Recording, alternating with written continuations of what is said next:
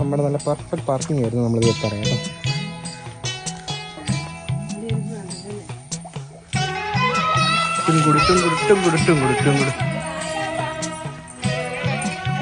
അതാരടാ?